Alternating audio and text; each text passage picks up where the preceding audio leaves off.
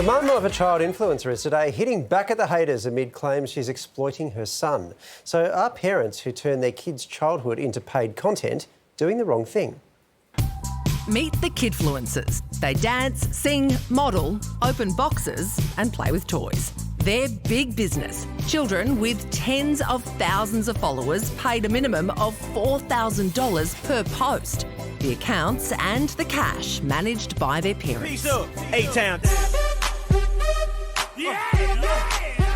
For the parents, often it is a way of getting that reassurance and that connection, and it does make the parents feel good that their kids are getting this attention. When parents become managers, that's where the problem lies, because they're being a parent, but they're also concerned about the commerce. As the number of Kidfluencers grow, so too do the risks, even when an image is innocently shared. Children are cute, they're appealing, they're doing stuff they enjoy, they're doing things innocently, but particularly as children get more and more followers, you don't know who those followers necessarily are. So that's when it can become an issue for children. An investigation by the New York Times found among 5,000 child influencer accounts, 32 million adult male followers.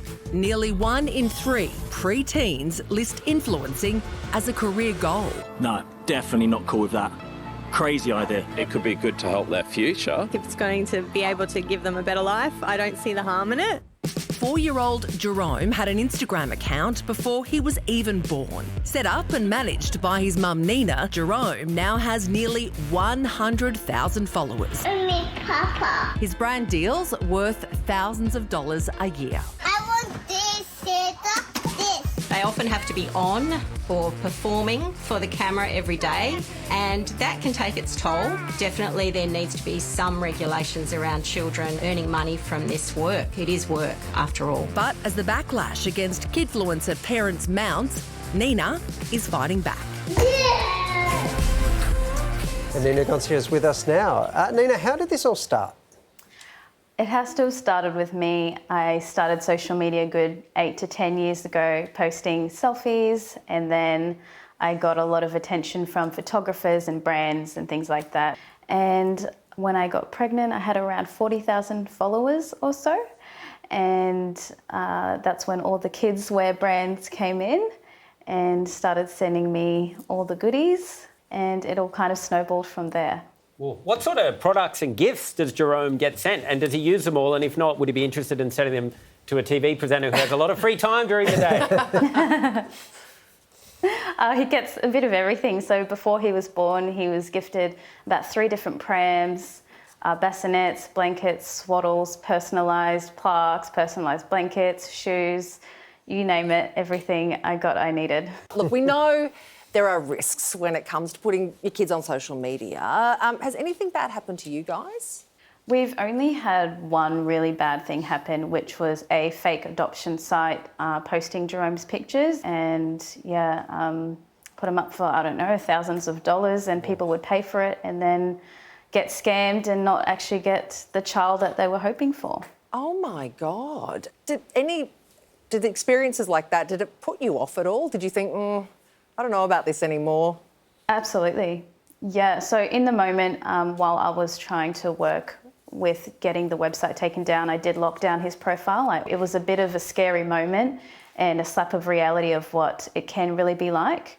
But once all that was sorted and the kind of chaos calmed down, we kind of just went smoothly back into it. And yeah, I mean, there's always risks for these things. So what do you say to people who are negative and accuse you, Nina, of taking advantage of Jerome?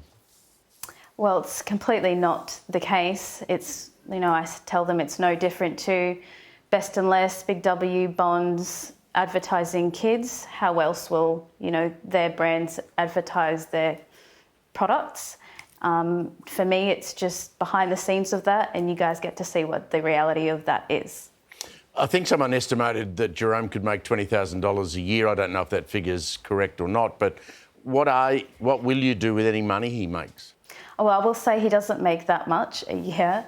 It's more about a few thousand. So all of it goes to, him, of course. It goes to shares, stocks, and a bit into his savings. So everything he makes is for him. It's a bit of a grey area because I've consented to things online in the past. Like, I've consented to them and I'm embarrassed about them, what I've done, and my digital footprint. And it's hard to know how Jerome will feel about this when he's older. Is that something that you think about? Luckily for me, I haven't posted anything that I would be concerned about in the future. And of course, when he gets to the certain age where he realises or feels a certain way about doing it, it's up to him whether he wants to continue it. I've learnt a lot along the way since starting his profile about what's particularly safe and what's not. I'm very careful about what I post. So what, like no bath shots, no nearly nude shots, you know, which would be quite innocent for us Exactly as parents, right. but you've got to watch out Exactly for the creeps out there, right? Like, who are Jerome's fans? Absolutely. So luckily, a majority of his fans, about 98%, I get to see the stats on Instagram, are women.